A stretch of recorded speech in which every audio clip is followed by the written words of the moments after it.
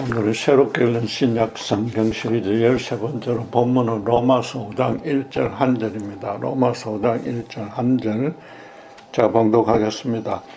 그러므로 우리가 믿음으로 의롭다 하심을 받았으니 우리 주 예수 그리스도로 말미암아 하나님과 화평을 누리자.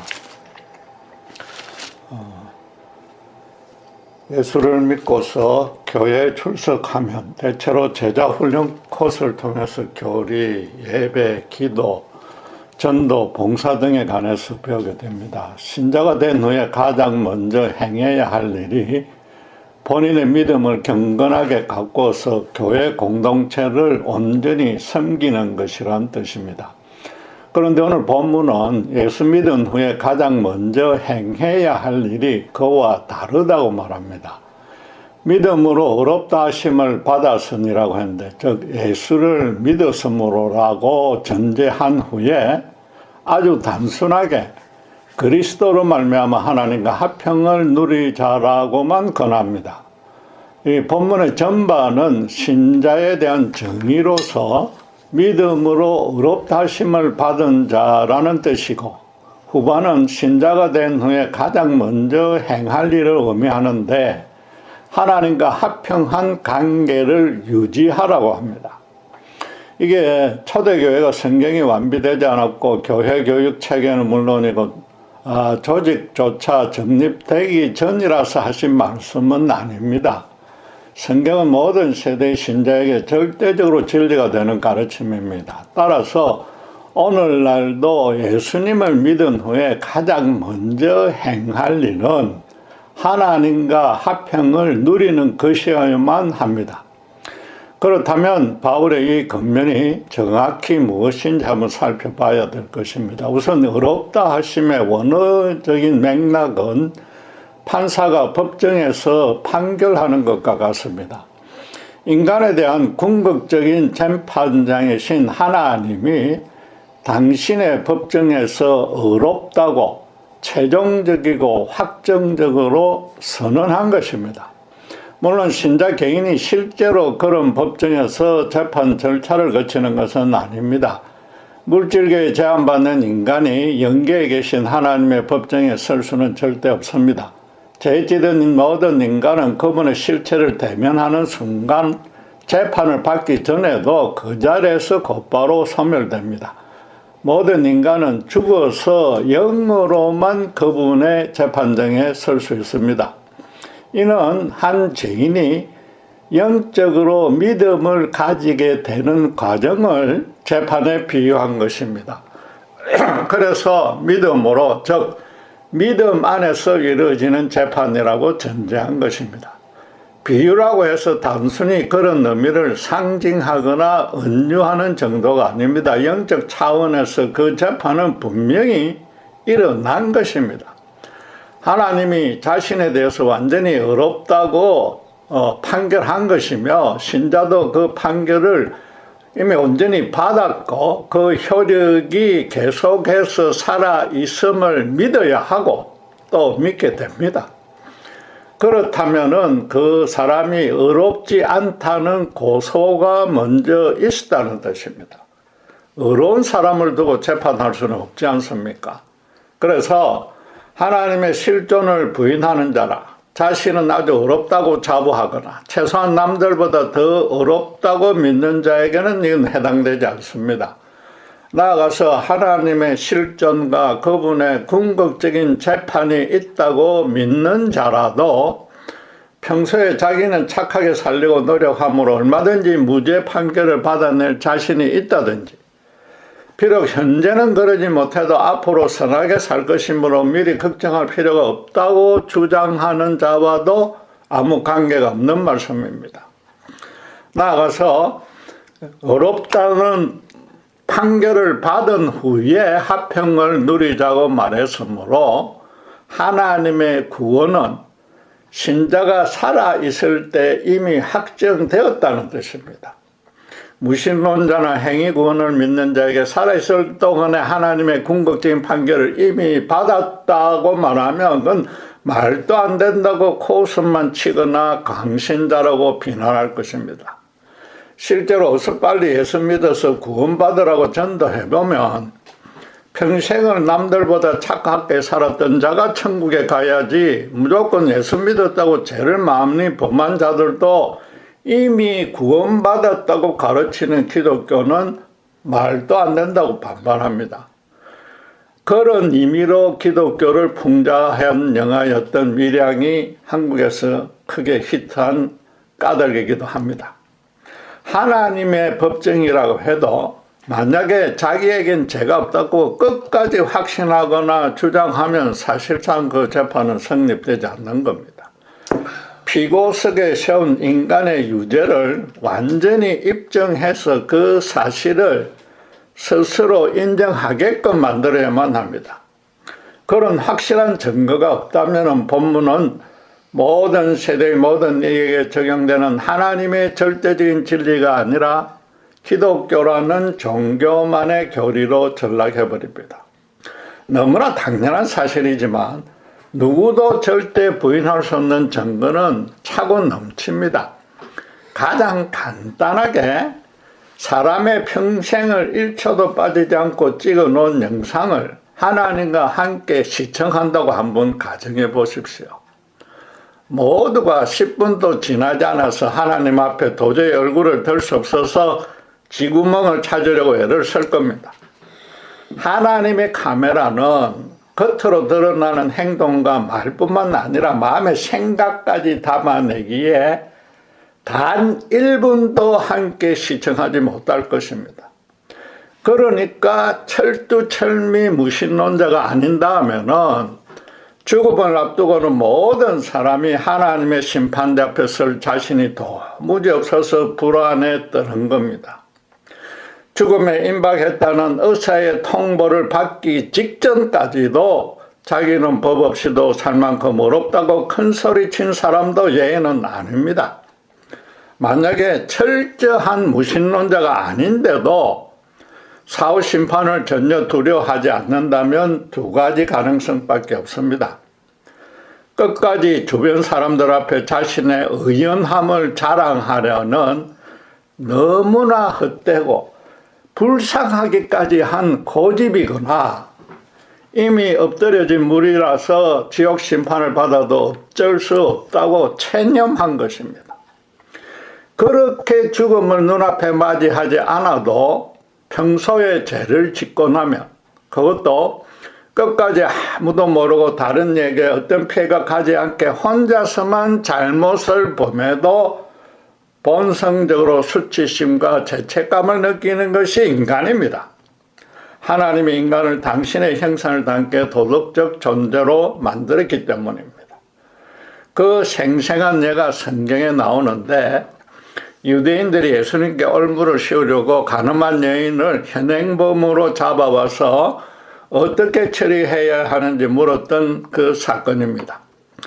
주님이 그냥 풀어주라고 하면 율법을 위반해 공의를 굳게 만드는 셈이 되고, 그 반대로 주님이 율법에 따라 사형에 처하라고 하면 그동안의 원수를 사랑하라는 가르침을 스스로 어기게 되고 죄인을 불쌍히 여기는 마음이 없다고 비난받게 됩니다. 유대인들은 주님이 자기들 모략에 꼼짝없이 걸렸다고 확신했으나 주님의 대답은 그들의 예상과 아예 달랐는데, 알다시피 너희 중에 죄 없는 자가 먼저 돌로 치라고 대답했습니다. 그러자 요한복음 8장 3절에서 9절에 기록된 대로 어른으로 시작해서 젊은이까지 양심의 가책을 받고 다 물러가 버렸습니다. 예수님은 산상수훈에서 업력을 품고 여자를 보는 자마다 마음에 이미 간음하였느니라고 가르쳤습니다. 추측하건대 간음하는 여자는 대체로 좀 예쁜데다가 현장에서 지금 잡혀왔으니까 사람들에게 아주 섹시하게 보였을 겁니다. 그 자리에 몰려왔던 유대인들은 나이 불문하고 이미 그녀를 보고 마음으로 사형에 해당하는 간음죄를 범했다고 스스로 인정한 꼴입니다.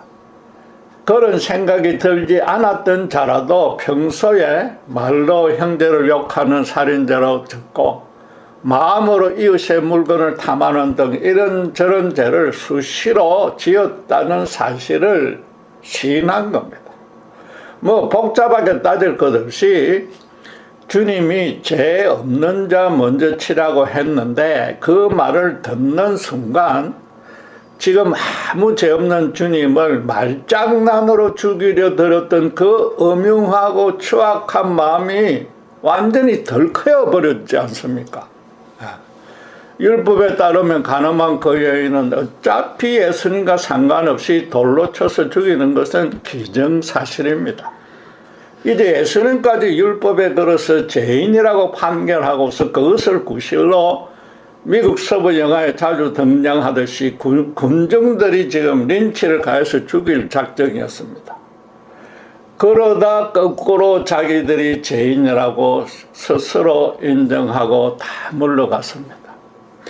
이 일은 실제 있었던 일인데다가 그것도 당시 세계에서 가장 어려웠던 유대인들 모두가 그랬으므로 죄에 찌든 인간이 얼마나 비겁하고 추악한 존재임을 입증하는 가장 확실한 증거가 되는 겁니다.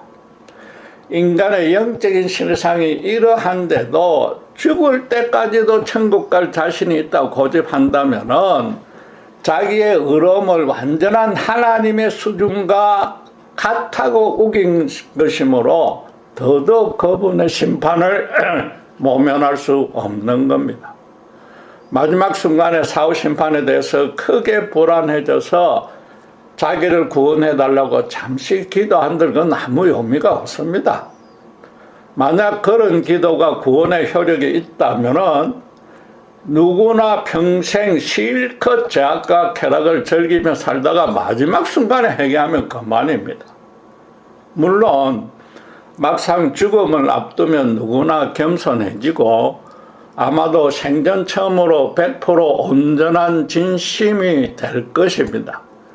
그러나 분명히 해야 될 한 가지 사항은 심판에 대한 두려움은 100% 진심일지라도 자신이 100% 온전한 죄인이었다는 것에 대해서는 진심 어린 고백이 아닐 사람이 거의 대부분이란 말입니다. 자신에게 구원이 필요하다고는 인정하지만은 진심으로는 회개하지는 않는다는 것이며 그런 좋은 예도 성경에 나옵니다. 예수님과 함께 십자가에 처형당한 두 죄인의 경우가 바로 그것인데 편의상 자편제수라고 부르면은 그가 누가복음 23장 39절에 네가 그리스도가 아니냐 너와 우리를 구원하라고 말했습니다. 그 제수의 말은 반어법적인 의문문으로 사실은 주님을 비방하는 내용입니다. 자신도 구원하지 못하고 십자가 천형을 당한다면 다른 죄인을 구원해줄 그리스도일 리 없다는 겁니다. 그럼에도 어쨌든 정말로 그리스도라면 자신을 구원해달라고 요구했으므로 심판에 대해서 크게 두려워한 것은 사실입니다. 그런데 우편의 제수가 그를 두고 네가 동일한 정죄를 받고서도 하나님을 두려워하지 아니하느냐고 야단쳤습니다. 같은 사형수끼리 도토리 키재기식으로 서로 비난하는 것은 아닙니다. 그 우편 제수는 이어서 우리는 우리가 행한 일에 상당한 보응을 받은 것이니 이에 당연하다고 고백했습니다. 사형은 자기가 지은 죄에 합당한 형벌이라고 수경했기 때문에 자기는 죽어 마땅한 죄인이라고 인정했고 또 그 벌을 담담히 수용했습니다. 역으로 따지면 자편제수는 그 사형 형벌에 절대 수긍하지 못하고 불만으로 가득 찼던 겁니다. 죄를 지은 것은 맞지만 죽을 죄인은 아니라는 것이며 그래서 구원은 바란다는 겁니다. 두 죄수가 감옥에 같이 지내는 동안에 잡혀온 죄수는 불평불만만 쏟아내었지 스스로 진정으로 회개하는 것을 우편 죄수가 본 적이 한 번도 없었기에 그를 야단쳤던 겁니다. 그리고 이 우편 죄수는 그것으로 끝이 아니었습니다. 예수여 당신의 나라에 임하실 때에 나를 기억하소서라고 말했습니다. 이는 엄청난 고백입니다. 예수님이 아무 죄 없이 억울하게 처형받는다는 사실을 넘어서 절대로 자기들과 같은 인간이 아니라고 여겼다는 뜻입니다. 유일신 여호와 하나님 신앙에 철저했을 그가 입 밖에도 내지 못할 그런 말을 한 겁니다. 예수님이 구원과 심판을 나누는 하나님이라는 온전한 지식이 생겨야만 할 수 있는 강구였습니다. 어쩌면 그가 감옥에 갇히기 전부터 주님의 이적과 가르침의 현장에 있었을 수도 있습니다. 우선에 불집병 환자나 나면서 불구자나 귀신 들린 자를 고쳐주는 것은 물론이고 죽은 자도 말씀 한마디로 되살리는 것을 직접 간접으로 목격했을 것입니다. 폭풍우도 꾸짖어서 잠잠케 하고 스스로 무리를 걸었으며 하늘에서 음식을 만들어내려서 2만 명을 먹였습니다. 무엇보다 주님의 가르침에 근세가 있어서 영적으로 크게 찔림을 받고서 사람들이 진심으로 회개하고 주님을 따랐습니다. 그래서 요한복음 14장 6절에 내가 곧 길이요 진리요 생명이니 나로 말미암지 않고는 아버지께로 올 자가 없느니라는 주님의 그 말씀과 요한복음 11장 26절 무릇 살아서 나를 믿는 자는 영원히 죽지 아니하리니 이것을 내가 믿느냐 같은 가르침을 전해 들었고, 그래서 이 죄수도 주님을 구세주로 믿었을 가능성도 있는 겁니다. 만약 그런 직접적인 가르침을 못 받았다 해도 지금 이 십자가 처형을 당하는 모든 과정을 지켜보는 그 현장에서라도 주님에게서 도저히 범접할 수 없는 인간이 아닌 신적인 근위를 온전히 느꼈던 겁니다. 그로서는 자기 자백대로 죽어 마땅한 죄인이라서 영원한 심판을 받아도 아무 할 말이 없었던 겁니다. 그럼에도 조금이라도 저를 불쌍히 여긴다면 나를 구원해 달라가 아니라 기억해 달라고만 요청했습니다. 죽음 이후에 자기 운명을 온전히 예수님의 처분에 의탁했습니다. 그러자 주님은 내가 오늘 나와 함께 낙원에 있을 것이라고 분명히 약속해 준 겁니다. 우편제수는 스스로 죄를 씻고서 의로워질 기회도 시간도 없이 오직 예수님의 일방적이고 주도적이고 능동적 우선적인 사랑에 의해서 하나님의 나라에 들어갈 자가 되었다는 판결을 받은 겁니다. 그 지연자가 온전히 처리되지 않고는 하나님 나라에 들어갈 수 없습니다. 그런데 하나님 당신이신 예수님이 그를 대신해 십자가에 죽으실 것이고 그와 함께지만 영적으로는 사실상 그를 대신해서 십자가에 죽을 것이며 그 의의 근거에서 이 죄수에게 의롭다 하심을 덧입혀 주었기에 천국 입성이 가능해진 겁니다. 이제 의롭다 하심을 받은 자라는 신자의 정의가 분명히 밝혀졌습니다. 이 십자가의 우편제수처럼 가장 먼저 하나님의 법정의 피고석에서 자신이 하나님의 형벌을 받아 죽어 마땅한 죄인이라는 진정한 자백부터 있어야 됩니다. 그 죄인됨을 용서해 주시는 하나님 한 분뿐이므로 그분의 긍휼만 소망한다고 자기 전부를 내어 드려야만 합니다. 단순히 살아서 지었던 이런저런 윤리적인 죄들을 많았다고 수긍하는 정도로는 절대로 부족합니다. 그런 윤리적인 죄들은 세상 법정에서 정죄받을 수 있거나 그 정도 심한 것이 아니라도 사람들로부터 비난과 모별을 받고 최소한도 스스로 양심의 가책을 느낌으로써 사실상 이 땅에서 심판받습니다. 그와 다르게 자기 존재 전부가 철저한 죄인이라서 속에서 나오는 것이라는 건 전부 처악한 것뿐이라는 고백이 있어야 되고, 그에 대한 재판은 오직 하나님만이 주관하실 수 있다고 인정해야 됩니다. 기독교만이 죽기 전에 구원해 주신다는 의미도 그래서 죽은 후에 행하는 심판처럼 한 인격체 전부에 대해서 생전에 예수님의 이름으로 무죄 선고를 내린다는 겁니다. 비록 영적인 설명이긴 하지만 하나님이 재판을 주도하면 그 지은 죄에 대한 합당한 형벌이 부과되어야만 공의로운 판결이 됩니다.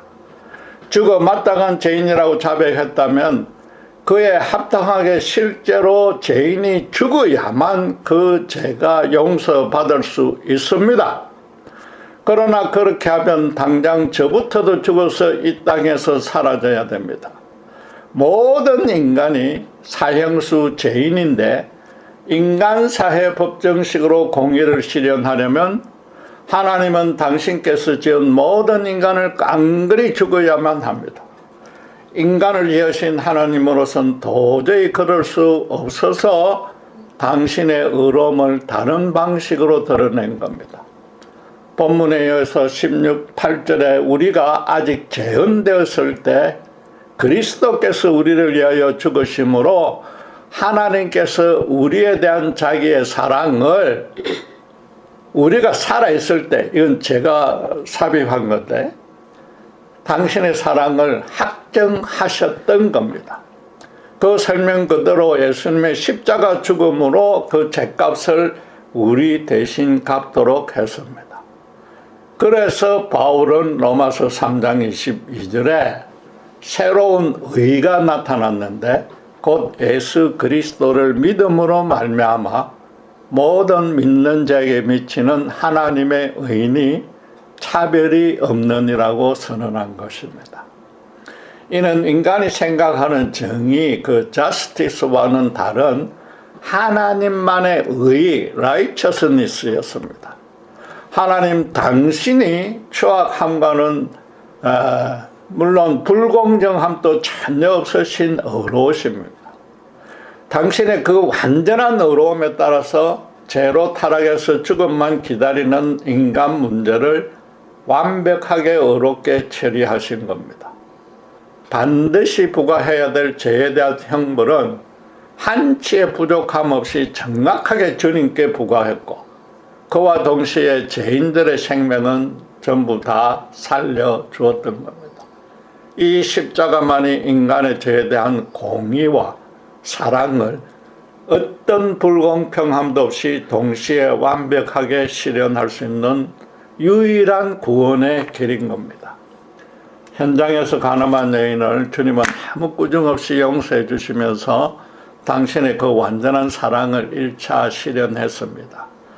그렇게 무죄 방면하신 까닭은 그녀가 당하야만 했던 죽음의 형벌을 나중에 당신께서 대신 감당해 줄 예정이었던 겁니다. 비록 예수님에게 올무를 씌우려 했었어도 그 유대인들이 주장하려던 공의도 당신의 십자가 죽음으로 완벽하게 충족시켰습니다. 주님은 그 유대인들도 그 여인처럼 현장에서 무죄 방면해 준 셈인데, 나중에 당신의 십자가 죽음과 부활을 목격한다면은 오직 하나님의 무조건적인 사랑으로만, 차별 없는 사랑으로만 자기들의 죄값을 용서받을 수 있다는 진리를 제발 뒤늦게나마 깨달으라는 뜻이었던 겁니다. 신자란 하나님과 원수 되었을 때 그분이 먼저 찾아와서 당신의 독생자 죽음으로 완전히 용서해 주시는 그런 사랑을 이미 받은 자입니다. 신자도 처음에는 우리가 지금 주변의 전도 대상으로 삼고 있는 불신자들처럼 그 엄청난 사랑을 기독교인들만 편애하는 불공평한 특혜라고 여기고 비방하기 바빴습니다. 나는 누구보다도 어려우니까 그런 특혜는 필요 없다고 완악하게 거부했던 자였습니다. 그러다 자신의 실체가 오직 죄악의 덩어리일 뿐이라는 사실을 부인하고 싶어도 결코 부인할 수 없는 그런 기회에 반드시 맞닥뜨리게 됩니다. 속으로는 시커먼 까마귀가 도사리고 있었음에도 겉으로는 백로인 척 했던 자신의 그 가식적인 의가 완전히 발가벗겨지는 체험을 하게 된단 말입니다. 사람마다 그 구체적인 상황은 달라도 영적 죽음에 처해 있는 자신의 진짜 그 정체성을 발견하는 겁니다. 그런 영적인 각성은 하나님만의 절대적이고 완벽한 주권으로 구원해 주기로 택함을 받은 자에게만 임하는 도저히 청량할 수 없는 은혜의 출발입니다. 하나님은 2000년 전 골고다 언덕에서 당신의 독생자를 십자가 제물로 대신 받으심으로 그런 죄인을 의롭다 해줄 수 있는 길과 진리와 생명을 이미 확정해 놓았습니다.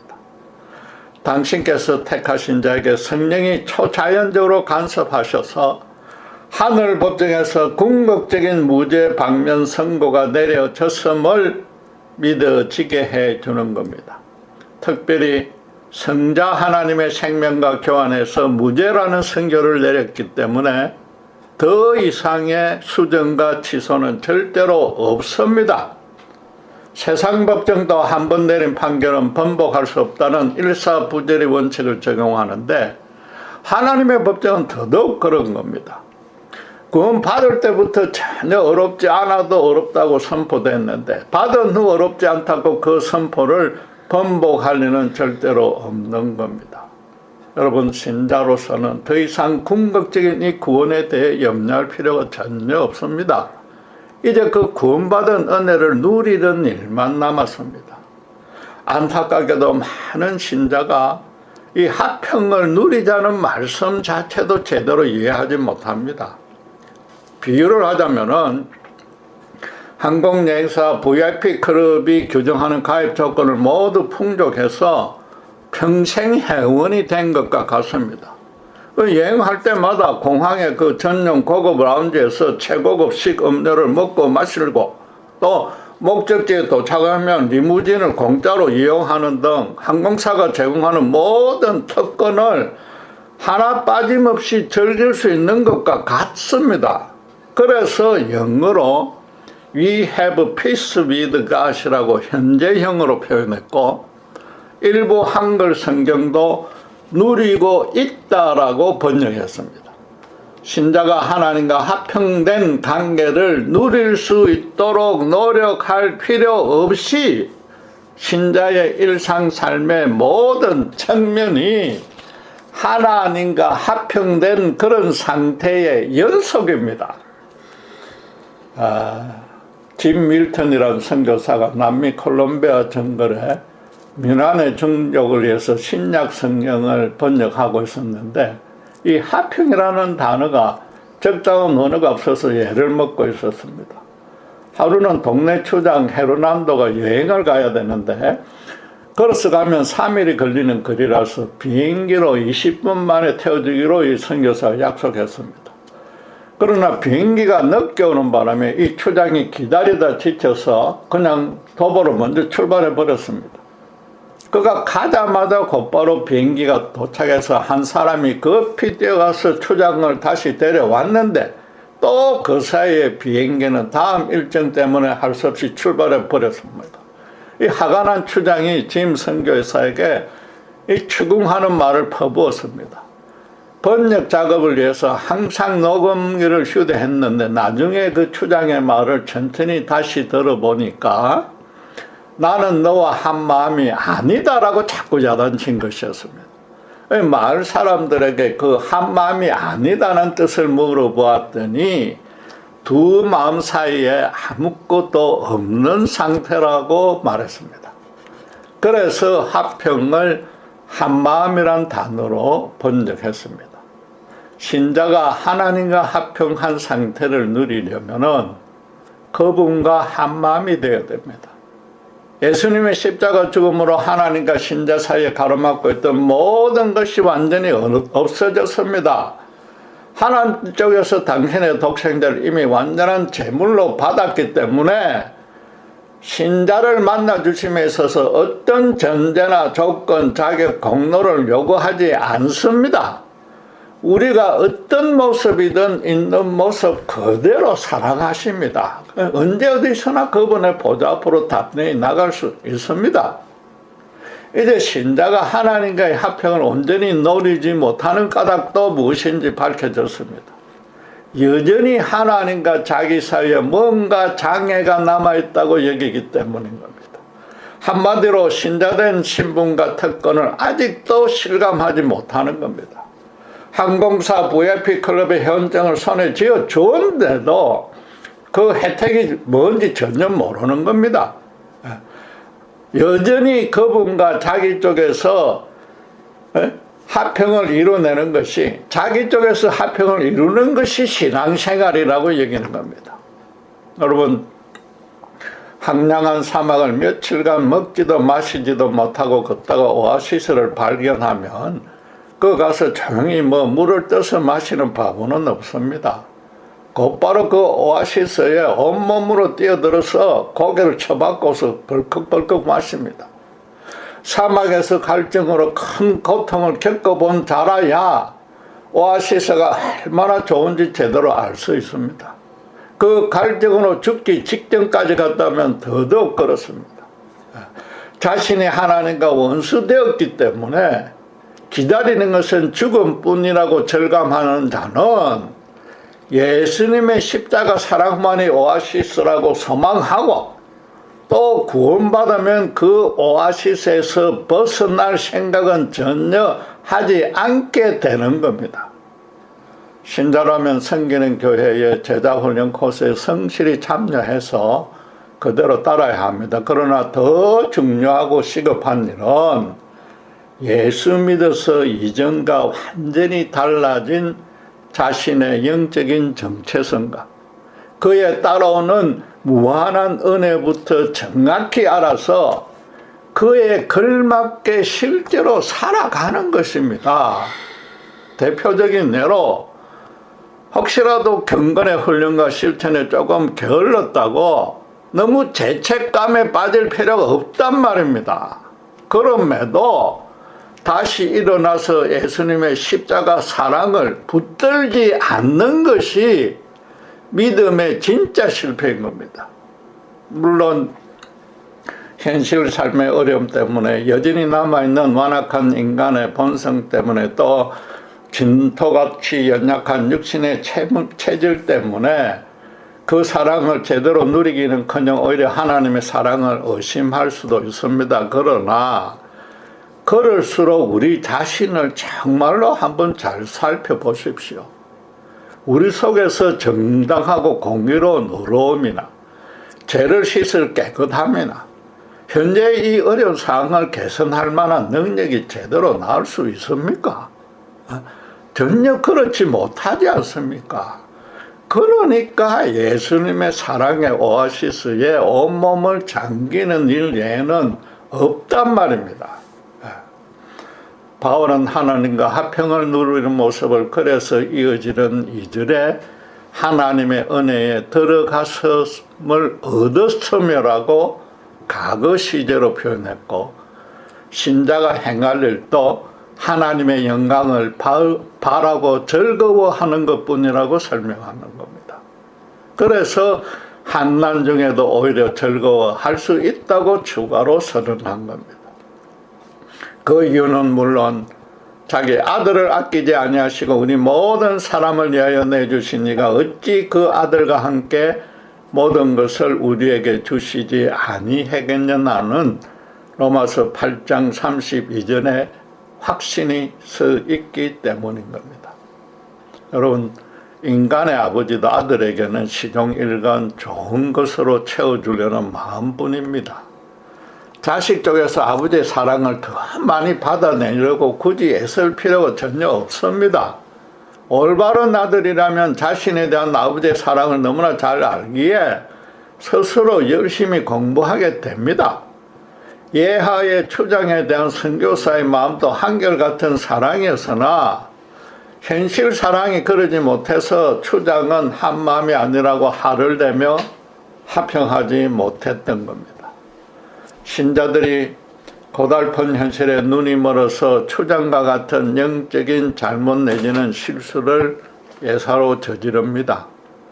그리스도 예수 안에 있는 하나님의 사랑에서 끊어날 존재나 힘은 우주 안에 하나도 없는데도 그렇습니다.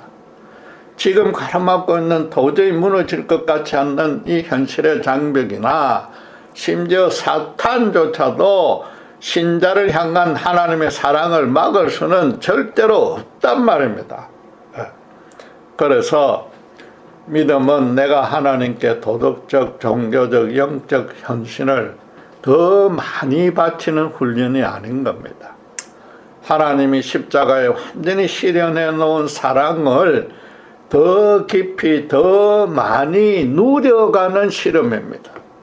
우주의 주관자이신 성부와 성자와 성령 삼위 하나님이 이 보잘것없고 추한 한 죄인을 사랑하셔서 당신의 자녀로 삼아 주었습니다.